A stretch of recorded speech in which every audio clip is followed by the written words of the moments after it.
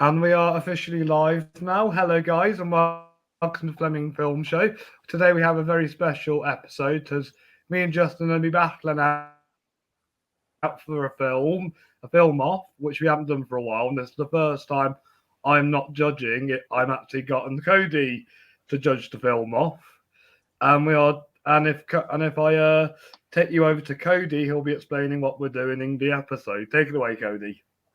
Okay, well, thanks for having me, Robbie. So, as far as I know, I will be the judge, and you guys are going to be debating which film is better. Robbie is going to be debating Promising Young Woman, and Justin is going to be debating The Last Duel. You'll both have your piece of why you think your film is better, and then you guys will kind of have a back and forth of, I guess, defending your film and trying to find the faults in the other to make your film seem stronger. And at the end, I will say who gave the best argument in defense of their film. Yes, perfect. I chose these two movies because they have similar themes and are about a problem that is starting to has been a problem for years, but I'm starting to think people need to be more aware of it now. I mean, centuries if we're going back, but also, and who better to talk about it than three white dudes? So let's talk movies. Ridley Scott, Matt Damon, and Ben Affleck. Oh yeah, those guys. Right, Cody. Who do you want to go first, me or Justin? Okay. I guess I'll let you. Oh, what were you gonna say, Justin? I mean, yeah. This is your first one, Robbie. Why don't you go? Why don't you hit it? All right, hit it hard. let's do it. Right. The film I'm defending is Emerald Fennell's Promising Young Woman, my favourite film directed by a female director, starring Carrie Mulligan. She plays this woman that pretends she's drunk in clubs to lure sexual abusers in, only to trick them to say she's sober and kind of teach them a lesson. Her whole story arc involves her finding out that the guy who raped her best friend is getting married, so she hatches this plan about how to get revenge on him while also falling in love with this old classmate played by Bo Burnham, and obviously because she likes Burnham, she does abandon this revenge. But and this is spoiler territory. She finds out that he was involved with her friend's rape, and then she blackmails him to get the location of where this guy's bachelor party is. This and then obviously ends with a climax of the guy killing her, and then but yeah, she's collected all this evidence of the rape and gets him arrested at his own wedding. I think this is the best film about this kind of subject because it has a modern day setting. Because this is a problem we face now, and obviously I've heard about situations like this in my life, and I really like how this film is made as well. It's one of the best screenplays of the 2020s so far. It's got a fantastic cast with Mulligan stealing the show as a lead, and all these comedic actors, or these actors who normally play parts, playing different parts. So you have Alison Brie, Bo Burnham, what's his name, Christopher Mintz-Plasse, Adam Brody, and there is another guy in it. Smith from New Girl. We'll call him that from now. We'll call him that Smith from New Girl. They're all known for playing these like lovable, bubbly characters, and in this film, they're kind of dicks. And you have like Clancy Brown, who is normally this horrible, terrible villain, and he's playing her kind, loving father. You have Jennifer Coolidge, who's always playing the bubbly mum, and yet she's now these like stuck-up mum. And you have obviously Alfred Molina, known for playing a Marvel villain, who's actually playing a redeeming character. And besides all that, the story is well written. From everything I said, two plot twists make it fantastic. And yeah, I think that's about it for now. Oh, and I do like how it's written and directed by a woman as well. So you get the full experience from a woman.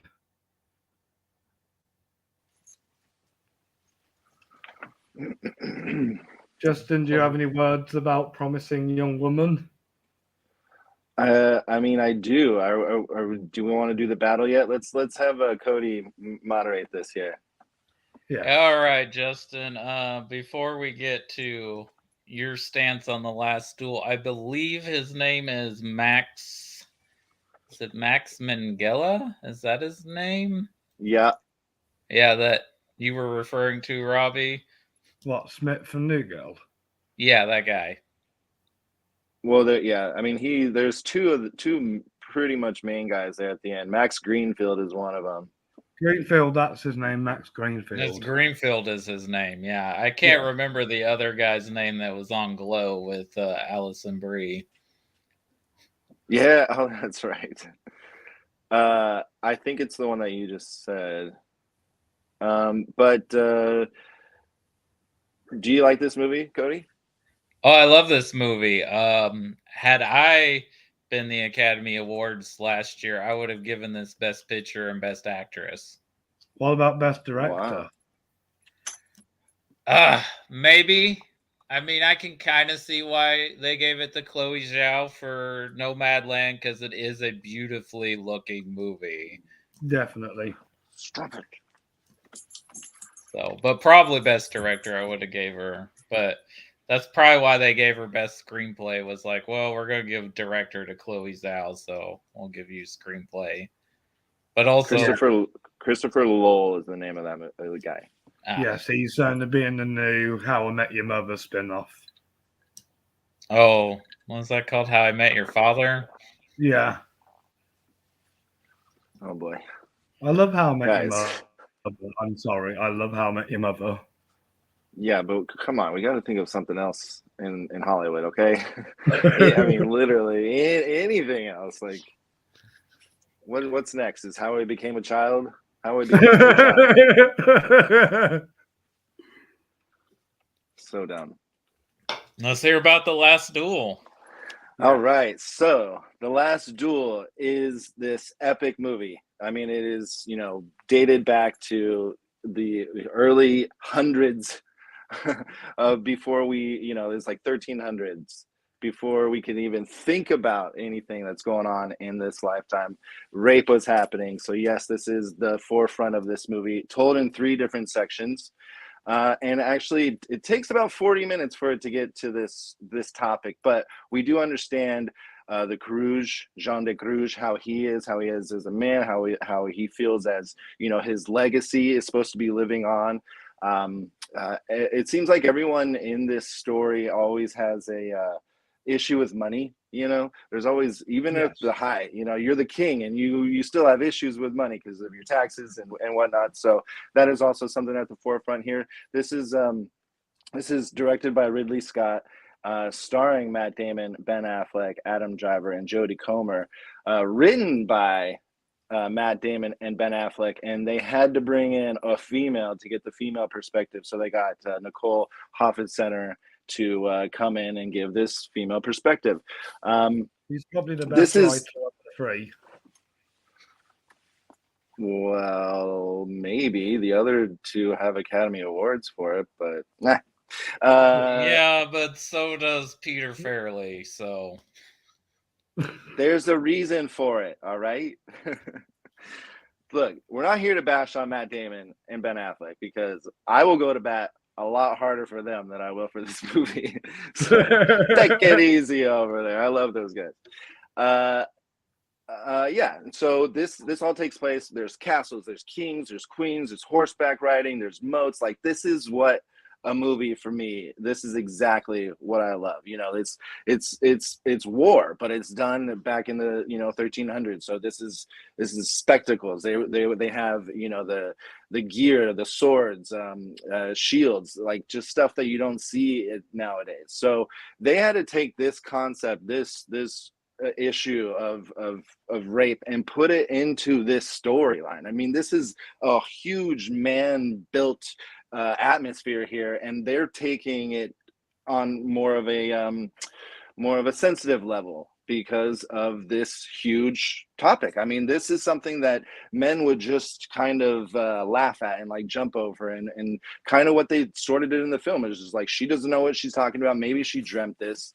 Because what happened here is Adam Driver and Jodie Comer, so Marguerite and Jacques Legris, they're part of different families. Adam Driver's a squire, and Marguerite is married to Matt Damon, is Jean de Carouge. And Ben Affleck he's not the king, but he's like the hand of the king, the right hand of the king, because he's definitely in a place of power, but he's not the king. The king's the young boy. But he plays Pierre de Ausenon, and so Jodie Comer and Matt Damon marry, and there's this huge battle between Adam Driver and Matt Damon, just because of the land that was stolen from him. Because if he was to marry Marguerite, he was going to be given this land, and then Adam Driver muscled that land out from underneath Marguerite's father and also Matt Damon. So they've had some beef. Well, now the beef is squashed, because under the king's hand, there should be no fighting between anybody that serves the king, and they both serve the king, so there shouldn't be any fighting over that. So he has his wife kiss Adam Driver, Jacques. And that really turns it into what the movie became, because now there's flirtations going on. There's, he's charming and very does well with the ladies, but he still has a little bit of angst against Jacques, or against Jean de Carouge. So I feel like he wants to go after her. This is like a personal attack on him.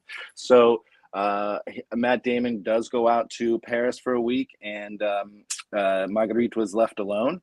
And Jacques enters her house unannounced and rapes her. Or at least that's what the story is. It's told in 3 stories. Jean de Carouge gives his story. We have another story from Jacques Legris. And then we have Marguerite's story, or as they say, the truth, quote unquote. I mean, it's her point of view, so it should be the truth, right? Although it is weird that you actually see him do the crime in his point of view, and it still looks like the crime. Whereas I thought it would be like his vision would be they had romantic sex, rather than no, in his point of view, he rapes her.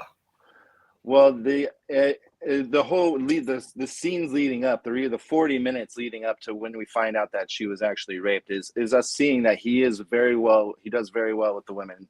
Jacques does, and he actually does manhandle them a lot. Like, he forces them into sexual positions, and even one of them is from the behind, which is what he ended up taking Marguerite as. So it's very, very touchy. What is good to know for this as like a production standpoint is that they had multiple cameras on Jodie and Adam, so they can have so they didn't have to do this so many times, so they can do it from different angles without having to do this heinous act over and over again. And then so now we have the trial. She says to her husband, "I was raped," and he says, "Are you sure?" Exactly what he, you had the low hanging negligee, the neckline, and you look like a harlot. And now you're telling me you were raped. Are you sure you weren't provoking it? Are you sure you weren't promoting this? And she says, "Of course not." And so now we have the trial. And this is where the next story takes over. And then it gets to the trial, and the next story takes over. And now we have Marguerite's point of view. And, she's enjoying her life on the ranch. But yeah, this she's really wanting to be pregnant. That's her whole thing. Obviously, every woman back then wants to have an heir for their husband and for their name, and then also children, because what else are you going to do? So she wants babies, and she can't get pregnant. And then we find out during this trial that she is pregnant, and it happens to be about 9 months or 6 months after the rape. So how is she pregnant if she wasn't for 5 years before? So this is another thing that's against her, and everything's against her, and everything's going against her. The whole thing is if they lose this trial, not only will Matt Damon die because they're going to die in a duel, but Marguerite, Jodie Comer, will be burned alive, and they say that it takes about 25 minutes for them to actually perish. So there's a lot at stake here for this accusation, if it is an accusation. So the trial happens, and yes, we are in spoiler territory. So the trial happens, and it turns out that they are going to do this last duel. The beginning of the movie is them setting up the end of this movie. The end of this movie is epic. Okay, it's 25 minutes. It's amazing. 25 minutes of just pure brutality. Okay, it took 2 months to prep and 2 weeks to shoot. And then normally the actual fighters you wouldn't be able to see their face at all. But Adam Driver and Matt Damon wanted to show how much stunts they can actually do. So that's why they're half-faced. And boy, did it show. And it worked. Like, these guys put in a lot of work, put in the damage. I mean, I would be scared if I was Adam Driver. We've seen Matt Damon fight in these other wars before, and all he loves to do is just beat people up and murder them. I mean, he'll take the grate and just punch you in the face over and over and over. I mean, I would hate to go against this brute. But yeah, they end up having the duel, and it is so masterfully done. You start with the horses jousting, and then you're down onto swords and axes, and blood's everywhere. And yeah, Marguerite is tearing up and crying. But the way that they made this film look and seem is like, could she have feelings for Adam Driver? Is this something but even though she's just trying to be, loyal to her husband and to the name, I like the way that they played around with that. Because even at the end, so it turns out Matt Damon, rightfully so, kills Adam Driver. Jacques Legris is dead, and now she gets to come down from the burning sages and be with her husband. And it's interesting because at the end, they should be riding off side by side, but it's him up front getting all the praise, and it's her in the back still kind of like thinking about what just happened. And it's because he doesn't do it for love. He doesn't do it because he cares about her. He just wants his pride back. Yeah, and that was something that was huge for men back then. But the good thing is that he stood up for his woman, got what they needed from it, and yeah, now is able to move on. But I did like how the ending was a little more ambiguous, a little bit more for the viewer to figure out. I'm kind of glad that he won the fight because he was the lesser of the two evils. Yeah. Yep, this is a book. This is, just like Emerald Fennell was based off of something. This is also based off of something. No, Promising Young Woman is an original idea that was in her head. I think it was a true story that happened. I think it might have even been like an article, because the Promising Young Man, that was it. She was inspired by that. Yeah. So it's based off of something. It's not a book beforehand. Correct, but it's still based off of something. Did it win for adapted screenplay or original? Original. I believe it won original. That's good. Yeah. So it's still based off of something, but yeah, The Last Duel is based off of a book. It's hard to tell, even historians to know what really happened and how it happened. I mean, how could you tell back in the 1300s? And try to have it, come out in 2021. But yeah, this movie is an epic war movie based on a really, really sad subject. And in the end, the people who deserve their comeuppance got it. Definitely. I'll just wait till Cody's finished his phone. Chapter looks important. Yeah, it's cool. That lovely. So are we ready to rebuttal? Yeah, what's your thoughts on this movie, Cody? On The Last Duel? Yeah. I mean, I guess the biggest fault is not really the movie itself, more so Ridley Scott being upset about people not going to see his movie. One, your movie came out during a pandemic. Well, and also because obviously Bond and Dune were out in the cinema before and more people watched them. Of course. And 2, maybe women weren't so hot to see a movie about rape where men keep telling the woman it's a movie about men silencing women, but it's done by men. So maybe, they don't want to watch that. I can get why someone wouldn't want to watch The Last Duel, like based on its subject matter. Definitely. But it's nobody makes epic historical dramas like Ridley Scott. Even if they're not great, they always look amazing. And this is really well done. And I do like the Rashomon approach to this movie, where we get the different perspectives. Yeah, I think the biggest change in perspectives is with the Matt Damon character, when you see the Matt Damon perspective and then how Matt Damon's portrayed in the other 2 perspectives. Yes. Definitely.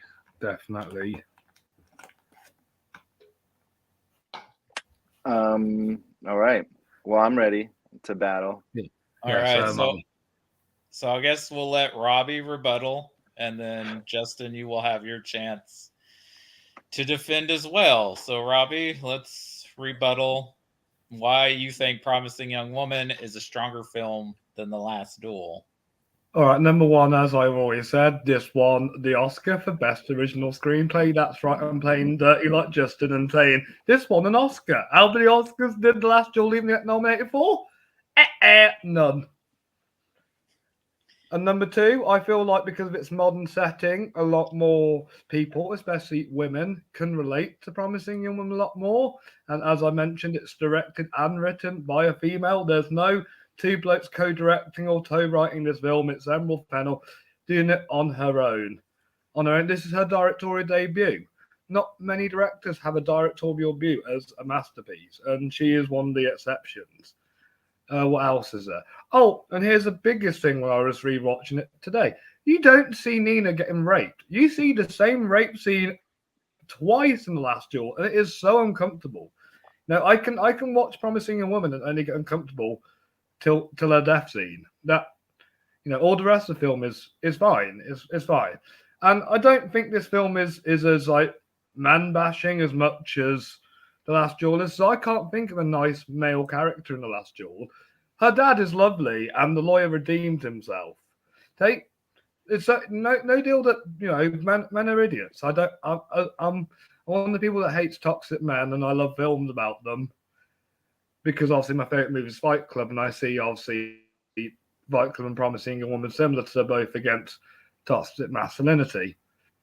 Let's see. Yeah, another thing, Promising Young Woman is only an hour and 50 minutes and manages to tell the whole story. Last Duel is telling the same story from 3 different points of view, and it does roll for 2.5 hours. It's all from one point of view. It probably would only be an hour and a half or something like that. And yeah, no offense, but this is probably going to be Ridley Scott's last good film, The Last Duel. He's had his career. Emerald Fennell is going to bring us more great movies in the future, I hope. You don't have hopes for Napoleon? What's that? You don't have hopes for Napoleon with Joaquin Phoenix? It might be good, but it won't be on the same level as Gladiator or Blade Runner or Alien.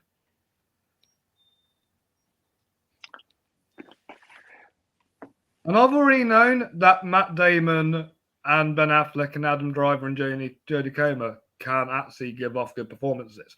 This film made Carey Mulligan stand out to me as one of the best actresses ever. She was always playing like the same role in Drive, Great Gatsby, and Inside Llewyn Davis. And now you're seeing her play a brand new character she's never played before. And she just stands out perfectly.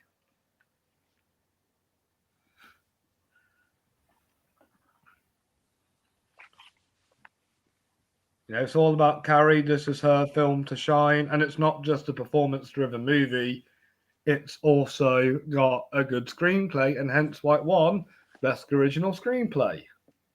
This is one of the best movies of the 2020s so far, and I just think it holds up. In your opinion, I've watched this movie a lot more times than I've watched The Last Duel. Do you have anything else to say before I hand it over to Justin? Not really, because there are some things to The Last Duel I do like. I'm not completely slagging off the movie. I just think Promising Young Woman deals with the subject matter a lot more for a modern setting. And I think, and like you said, Cody, I think I'd recommend The Woman, Promising Young Woman over The Last Duel. Justin, your defense? All right. Well, I guess we can start with the Oscar thing. I mean, congratulations. She won for Best Original Screenplay. I mean, what, he's been around for decades. Like, he's had his nominations. He's had his, he doesn't need accolades, okay?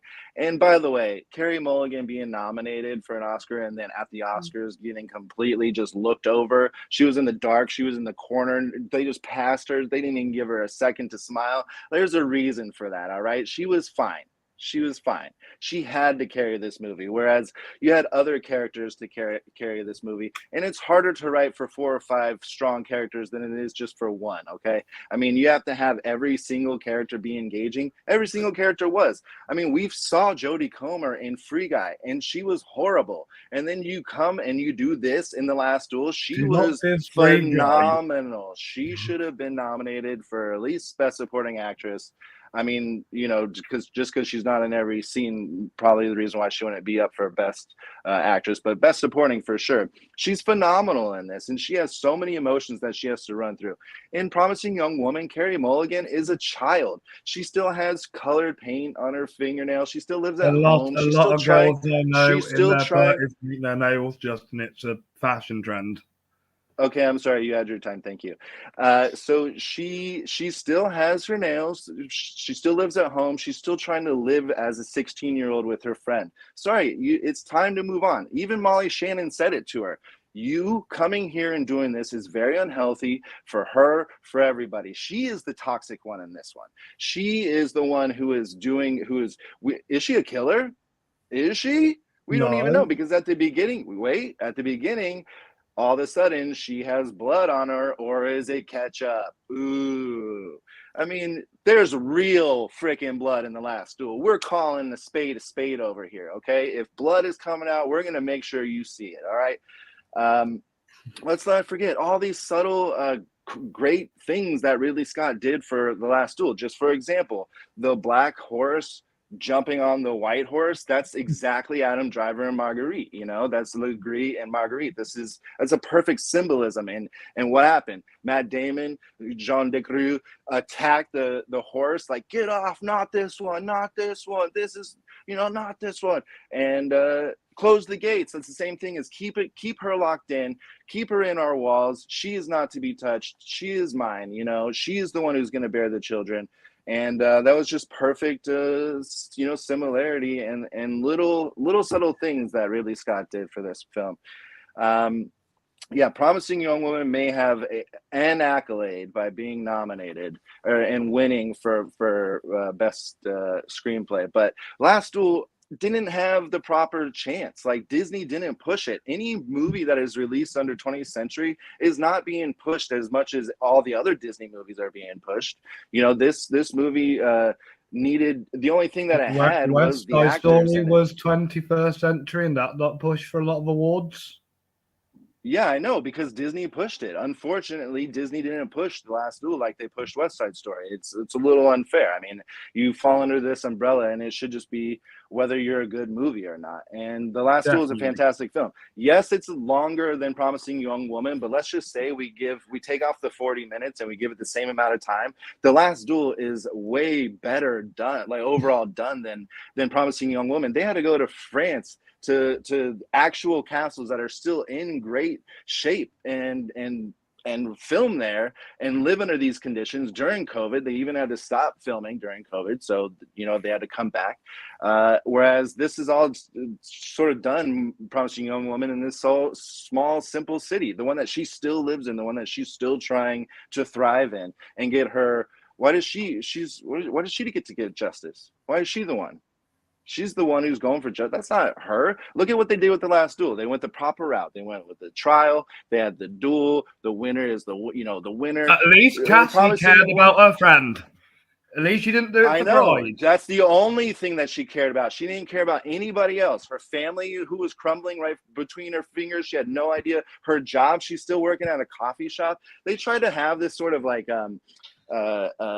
Maid Marian sort of like look for her because she was standing in front of that circular like blue thing, and she was supposed to look like Mother Teresa or whatever. No, you're not, because one time you had fun in a pharmacy and danced with a boy, and so now you're this sweet little angel. No. Okay, you're still a disgusting lady, even though you're really pretty. You're still this disgusting lady trying to get vengeance and ruin these other dudes' lives who don't even have anything to do with anything. She's just trying to the horrible, prove what was terrible men who are bound to raping girls. Well, that's not for her. That's not for her to seek justice on. That's not her job. So she shouldn't be doing that. She needs to go down the proper channels. Beat up the criminals in Gotham because he's got nothing to do with them. Hey, if we want to battle that, we can battle that. But right now we're battling the Last Duel and Promising Young Woman, all right? So she doesn't deserve to have this sort of justice put out in front of her. Last Duel got exactly what was landed on her. And, unfortunately, she died. She didn't win. She didn't win. She got him arrested No, at she his own didn't. wedding. What? She did. She did not win. She lost big time because now she messed with the wrong people and now she's dead. She was going in there to slice that guy up. Why does she get to be that person to say what he gets? That's not fair. She drugged all those guys, she could be going to jail after this. She would be going to jail because of what she's doing. And then what they would say in the jury is, if you went down the proper channels, then maybe you wouldn't have put yourself in this situation. She put herself in that situation, whereas Marguerite was forced into it, unfortunately. And so she got what she deserved. I mean, she probably didn't deserve death, but that scene where she does die is crazy.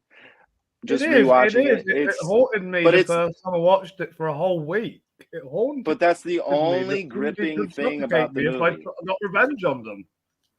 That's the only gripping thing about the movie. The only thing that makes your heart beat faster than just a thud-a-dud.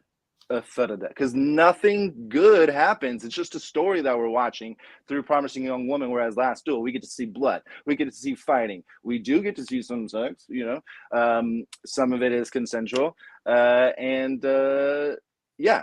great actors. Adam Driver, Matt Damon, so much so that they did their own stunts. Do you think that Carey Mulligan was laying there still the next day? Do you think that was her body? No, that was probably she did a film body that scene double. when she suffocated. I read the IMDb trivia. She actually filmed that scene where she suffocated.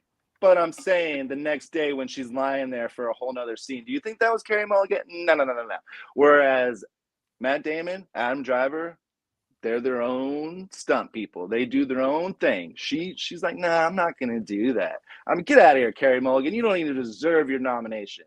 Put Jodie Comer in there. And you know what? Put 2020 and Last Duel over in 2020 with Promising Young Woman. I guarantee you different things would be happening. No original screenplay win for Finnell, that's for sure.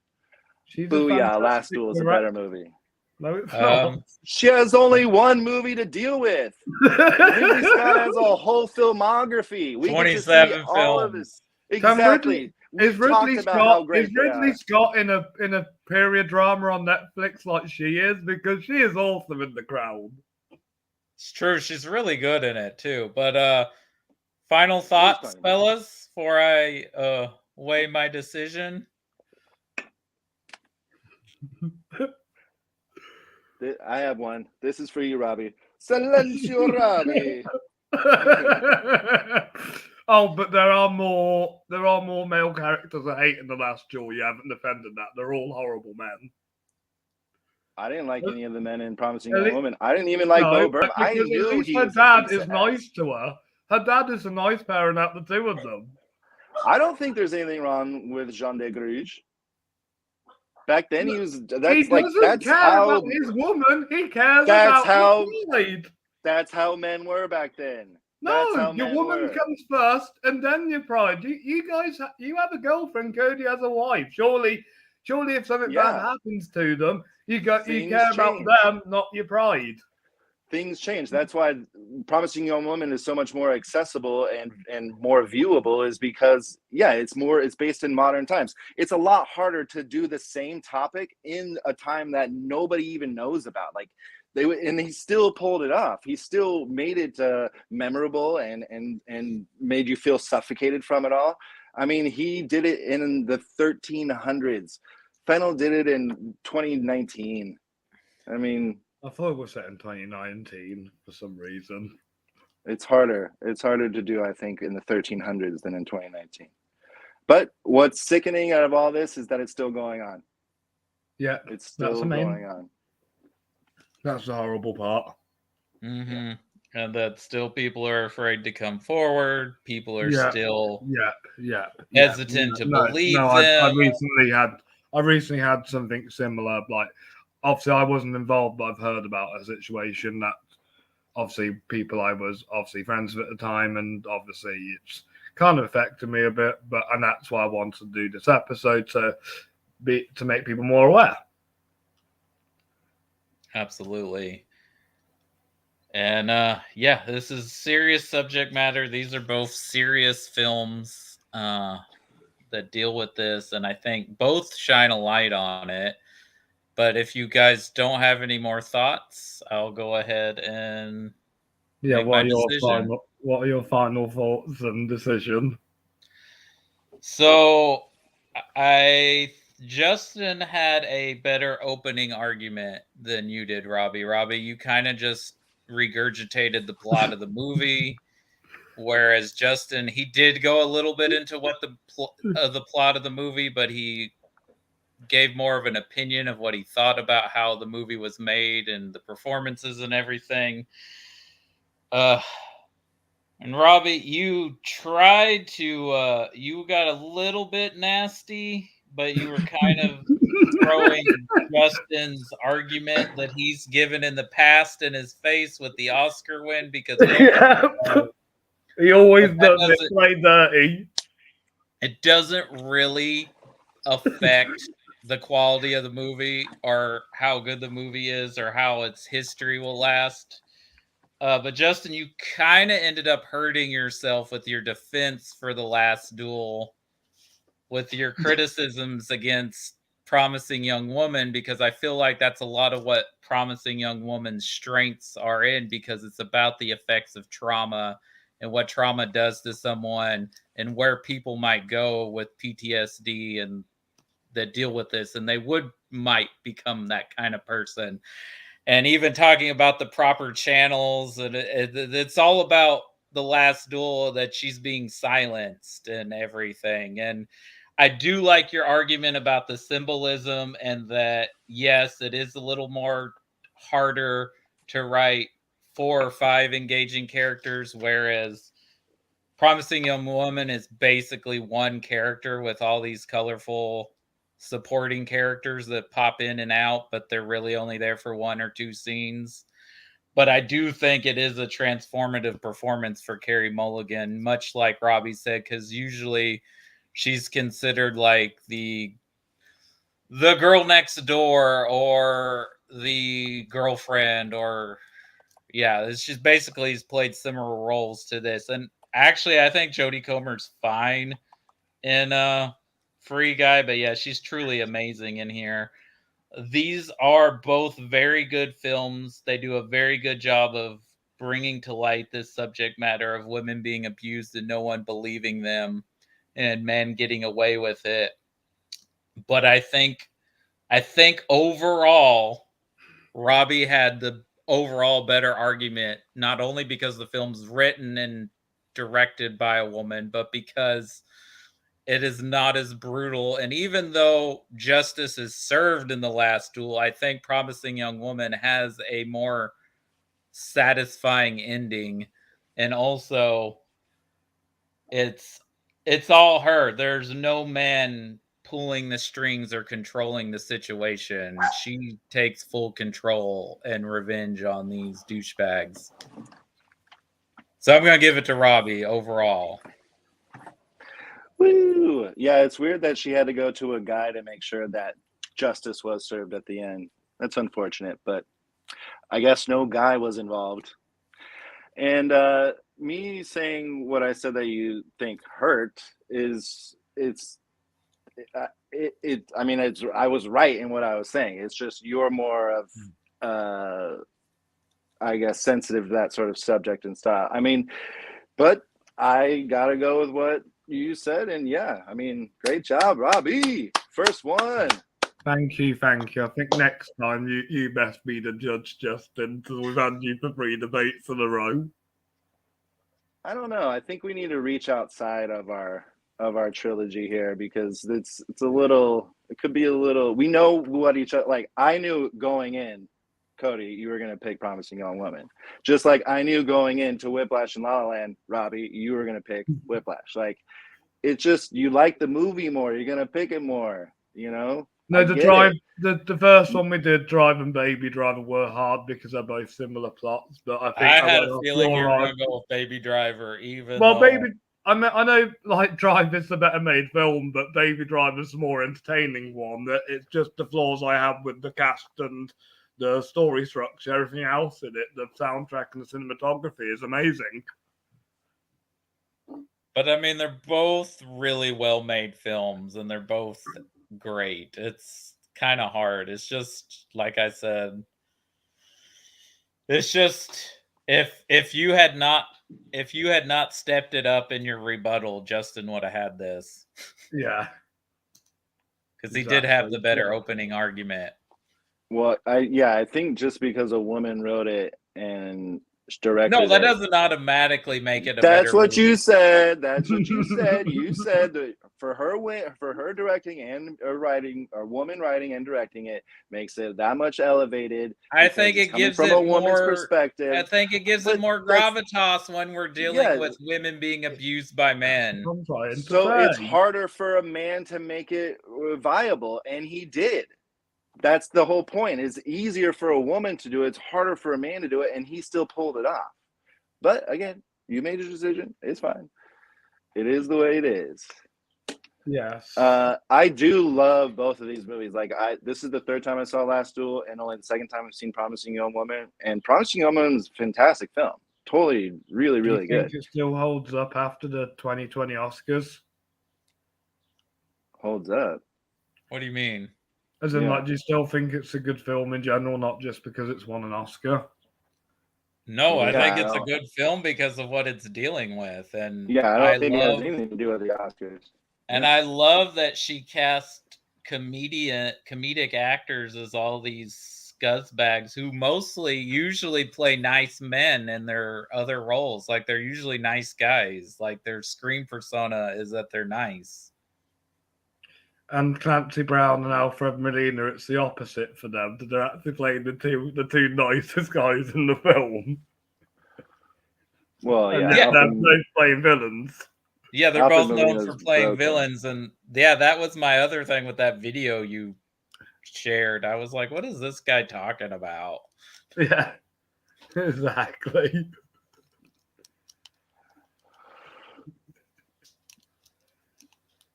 Both good movies.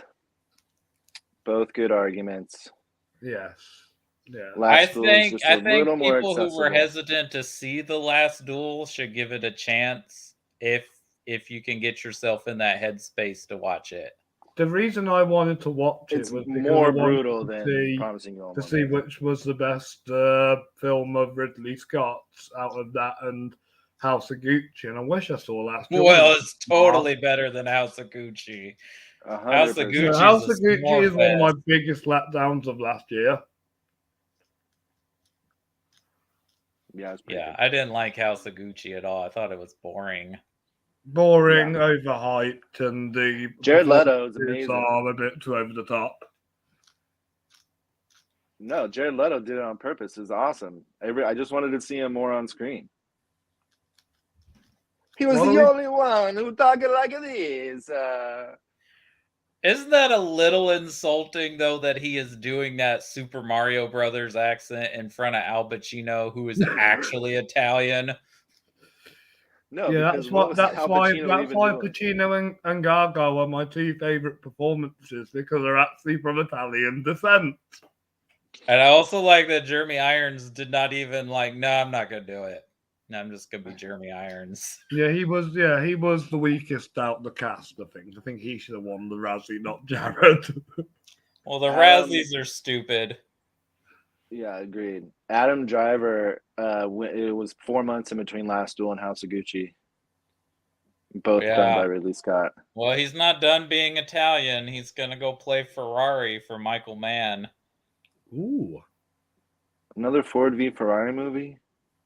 Well, I don't know if it's Ford v Ferrari, but it's another Ferrari movie. Sweet.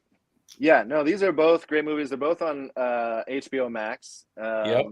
Yeah, I mean, it's one is a Oh, little and if more you live in difficult the to- UK, Promising Young Woman is on Now TV and Sky Movies, and Last Duel is on Disney Plus. Yes, so that's So US. That means Hulu and HBO Max. Yeah. Sweet. I think HBO because Max have a deal with Sky because I've seen some HBO stuff that's on Sky TV. Oh, in the that UK. makes like their TV shows. Yeah. Okay. Cody, you have any movie recommendations for this week? Sure. If you are in a area where it's playing, I highly recommend you go see Everything Everywhere All at Once. It is one of the most original and visual experience you'll see on the big screen. It reminds us why Michelle Yeoh is one of the best actors working, period. Yeah, she's amazing. If you saw Swiss Army Man and loved it and thought, oh, this movie's sweet, charming, and weird, you're going to get that times 10 in this one. And it's also by the Daniels. Nice. No, it's by one Daniel. No, there's two Daniels. Daniels. One Daniel did one, and the other one. Yes, they're actually it's first names, not last names. So it's it's their first names. They're one both Daniel named from Daniel. Swiss Army, and then the other one, I'm not sure what he did. Oh no, one of them just directed one, but they both did Swiss Army Man in this one. Sweet. Daniels. Yeah, it's a really good movie. I agree very much so with everything that you are saying about I the watched movie. your review today, Justin. It was very good. Yeah. Oh, The Death of Dick Long is the other movie. Yeah, that's a weird ass movie. Oh, yeah, I haven't seen it, but it's a Daniels feature. Yes. I like in the movie that they put the little kind of Easter egg in there because there's a movie within a movie in the movie. Mm-hmm. Can I give my recommendation? Yeah, what's your recommendation? So yesterday, I finally got to catch up with it with my new releases, and I finally watched the film Justin recommended me, Apollo 10.5, A Childhood Adventure. Yes. That's a charming little movie. It's another. It's a charming little movie. What made it stand out for me is how they did the 60s nostalgia. Obviously, Jack Black was a great narrator throughout it. The animation is phenomenal. Probably my favorite animated film of the year, and really brought a new light to the coming of age setting without trying to be all in your face about nostalgia and actually tell a nice little sweet story. But I know I've loved Belfast throughout most of the year, but I would go far and say that was better because they actually felt they captured more of the setting, whereas Belfast, they captured the black and white old classic film and the setting, but I think there was more. I think they established it more in Apollo 10.5. It reminds me of a bit like Once Upon a Time in Hollywood does. I will totally say this movie's better than Belfast. Apollo 10.5? Yes. Yeah. Hell yeah. It is. Apollo 10.5 is one of the best movies of this year. For sure. Well, this one will probably, if it gets anything, it would be up for Best Animated Feature, but we got to see what else comes out this year. Yeah. I mean, I'm debating what is my favorite Richard Linklater movie, because the two I really think about are Boyhood and School of Rock. I've not seen the Before trilogy yet. Oh, those are good. Personal favorite, probably not his best film, but personal favorite's Dazed and Confused. Love that movie. Love that movie. We Yeah. need to do a whole episode dedicated to Dazed and Confused once I get a I'm chance here to for rewatch that. Yeah. Yeah, I mean, School of Rock is freaking amazing. Just It phenomenal. That's how I know who Richard Linklater is, because of School of Rock. And it doesn't even feel like a Linklater film. Well, he's It done still, a few it of still those. deals with a lot of like shots that are like real time, so I kind of see how it's Richard Linklater. He's done a few like of those studio movies where it's just where you wouldn't think it's something he would do. Yeah.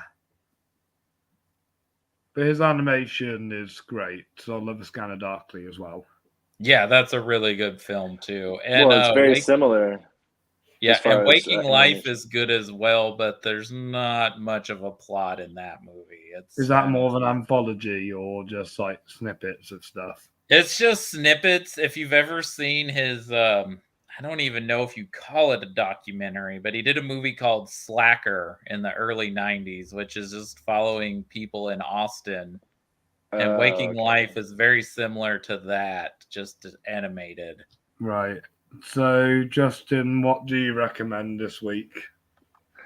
Well, I don't want to do that one. Well, I'll do the one that you and I are going to review on my channel. I'll talk about Talk to Her. This is the Pedro Almodovar movie. Oh. It won Best Screenplay at the Oscars in 2002. But yeah, this is a movie about two. Well, it's actually it's two stories coming together, but it all has to do with being in a coma and talking to that person in the coma and making sure that they're still like living a life outside of the coma, if that's something that can happen. Very, very good. Really, really interesting stuff. I can't wait to talk more about it with my main man over here. But yeah, Talk to Her is pretty good. I did have to rent it. It's not really accessible anywhere unless you know of like some streaming sites. But I rented it for like $3 and it was totally worth it. It's international film, so you will have to read some subtitles. But yeah, I mean, Pedro Almodovar movies always have this sort of heavy undertone. It's always really, really heavy. With a lot of adult themes.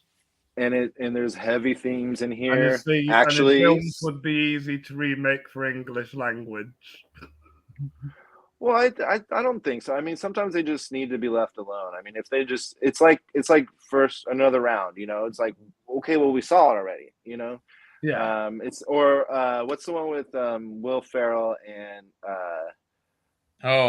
Downhill, which is a remake of Force Majeure. Exactly. Yeah, we don't need it. But anyway. Well, that's kind of how I felt with Girl with the Dragon Tattoo. Even though I like it, I was like, we didn't really need a remake of that. Yeah, I mean, unless they're trying to make it more accessible, because I didn't know about that trilogy first without, the new one coming around. And I haven't seen the old trilogy.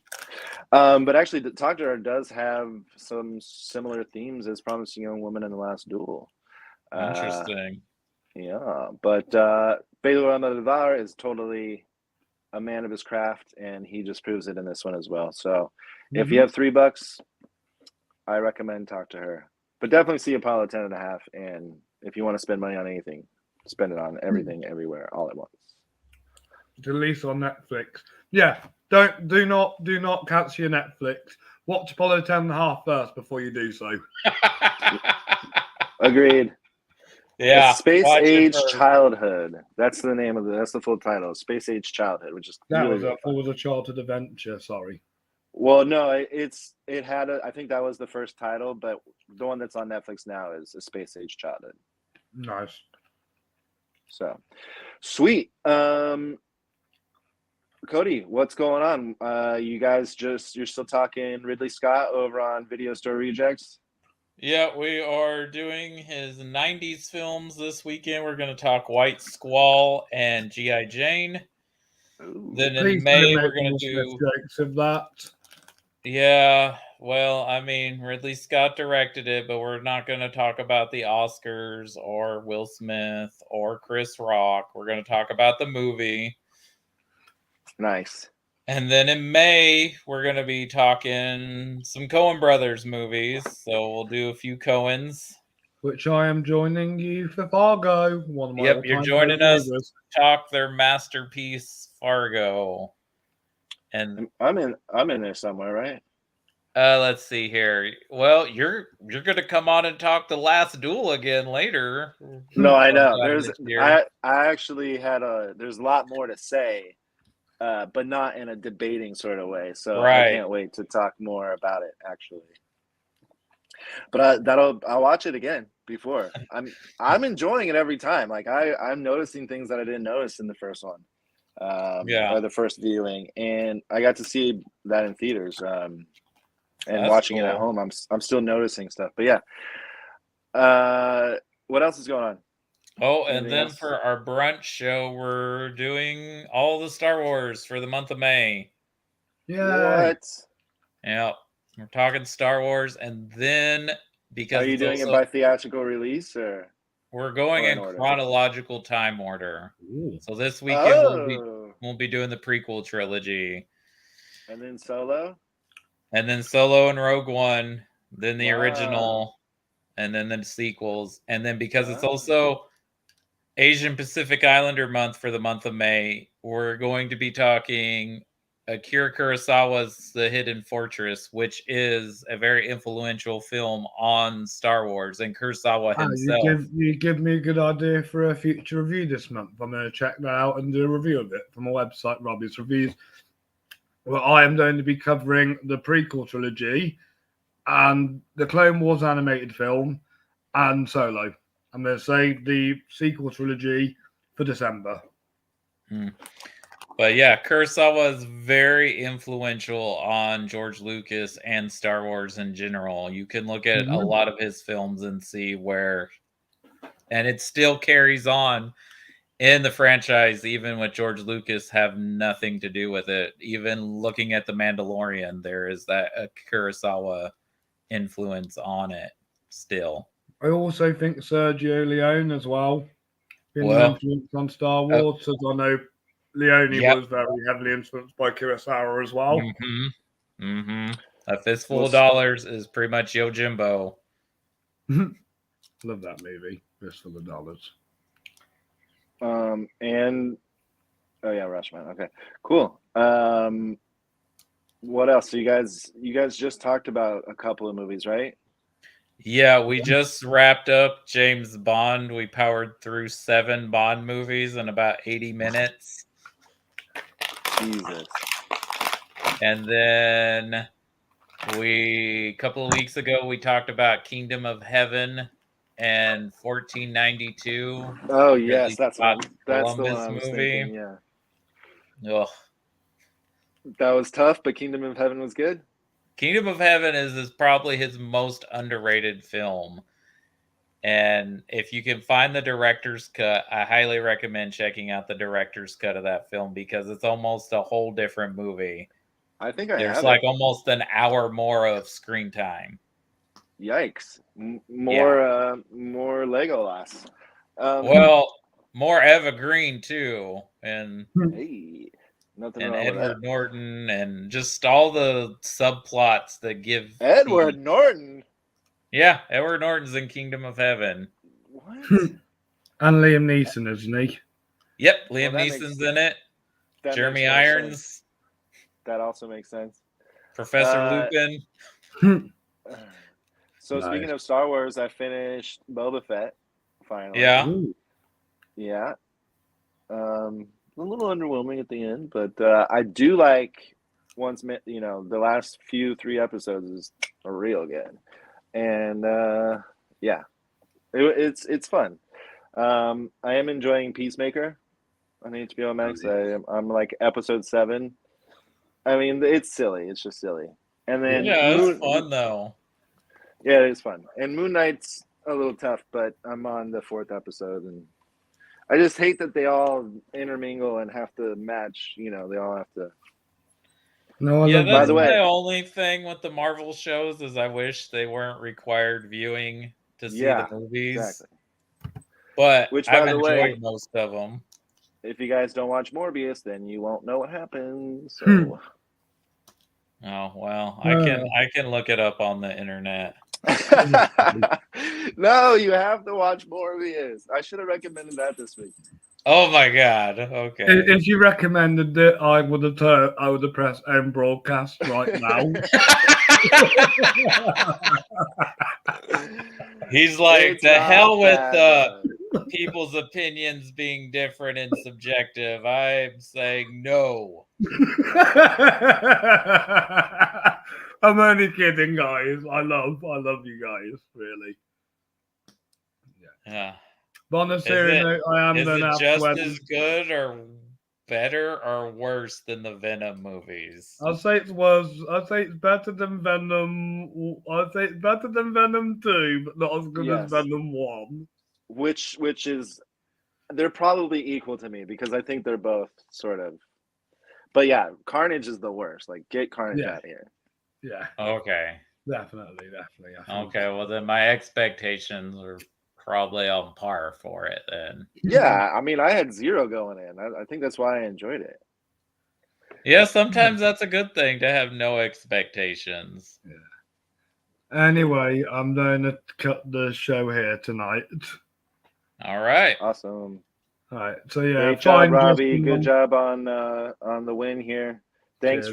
for moderating, Cody. No Couldn't have asked problem. for a Check out better moderator. Cody on Video Store Rejects. Check out Justin at Worth of View Movies. Check out me at Robbie's Reviews, and we'll see you guys soon. Let us know in the comments down below which one you think is a better movie out of Promising Young Woman, Last Duel. And Or next who time, did a better job of debating. and next time we do an episode, we are doing our top 5 favorite non-MCU Marvel films. Oh, that's what you're doing What? for Doctor Strange. Okay. Yeah. No, we need to talk about this off air. We got to do something else. We have a better idea. You have a better idea? Yeah, well, we've already talked about it, but we'll talk about it later. All right, sweet. Sweet. All right, see you, folks. Bye, guys. Bye. Robbie, we're not doing Talk to Her? Yeah, we are. I'll call you back for that. Okay, we're still live, by the way. Oh, sorry, I'll just turn the live off now. Bye, guys. Thank you for listening. Thank you for watching.